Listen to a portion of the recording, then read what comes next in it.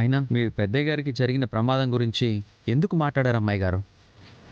మీరు రుక్మిణి అనే విషయం మర్చిపోయారా? అసలే ఆ విజయాంబిక దీపక్లు మనం ఎప్పుడు దొరుకుతామని గుంట నక్కల్లా కాచు కూర్చున్నారు. అలాంటి వాళ్ళకి మనమే ఛాన్స్ ఇస్తే ఎలా అమ్మాయి గారు? నాన్న ఏం జరుగుతుందో అని కంగారు పడుతుంటే ఫ్లోలో అలా వచ్చేసింది రాజు. ఇప్పుడు చూడండి ఏమైందో. ఏమైంది రాజు? అత్తయ్య వాళ్ళు నన్ను ఇరికించాలని చూసినా నాన్న నమ్మలేదు కదా. ఈరోజు నమ్మలేదు రూపా, కానీ రేపు నమ్మాల్సి వచ్చినప్పుడు పరిస్థితి ఎంత ఘోరంగా ఉండబోతుందో చెప్పాడు కదా సూర్య. నాతో అబద్ధమాడిందంటే నన్ను మోసం చేసినట్టు లెక్క. నన్ను మోసం చేసింది అంటే తన దృష్టిలో నేను చచ్చిపోయినట్టు లెక్క.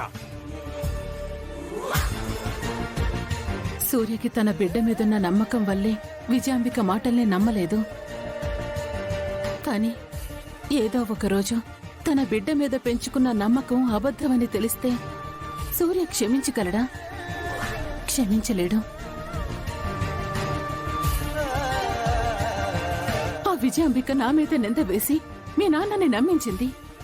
నేను సూర్యని మోసం చేయకపోయినా మోసం చేశానని సూర్య నమ్మాడు కాబట్టి నాకెంత శిక్ష వేశాడో నీకు తెలుసు కదా రూపా. 25 ఏళ్లుగా నేను శిక్షని అనుభవిస్తూనే ఉన్నాను. ఇదే విధంగా నీ విషయంలోనూ జరుగుతుందేమోనని భయపడుతున్నాను రూపా. అమ్మా, నువ్వేం భయపడకు, నేను చూసుకుంటాను. ఏం చూసుకుంటావు రూపా? ఒక్కసారి సూర్యని మోసం చేశామని తెలిస్తే చాలు. మళ్ళీ సూర్య ఎదురుగా నిలబడ్డానికి కొన్ని సంవత్సరాలు పట్టొచ్చు, లేదంటే ఈ జన్మ సరిపోకపోవచ్చు. అలా ఉంటుంది సూర్య కోపం.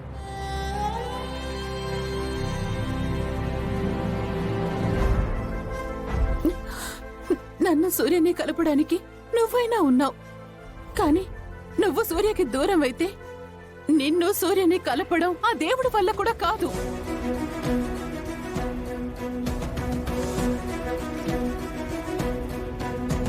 ఇప్పుడేం చేయమంటావమ్మా? నేను సూర్య కలిసి ఉండాలన్నది నీకెంత ముఖ్యమో, నువ్వు సూర్యతో కలిసి ఉండడం నాకు అంతే ముఖ్యం. నాకు నన్నుగా నమ్ముతున్నా నువ్వున్నావు.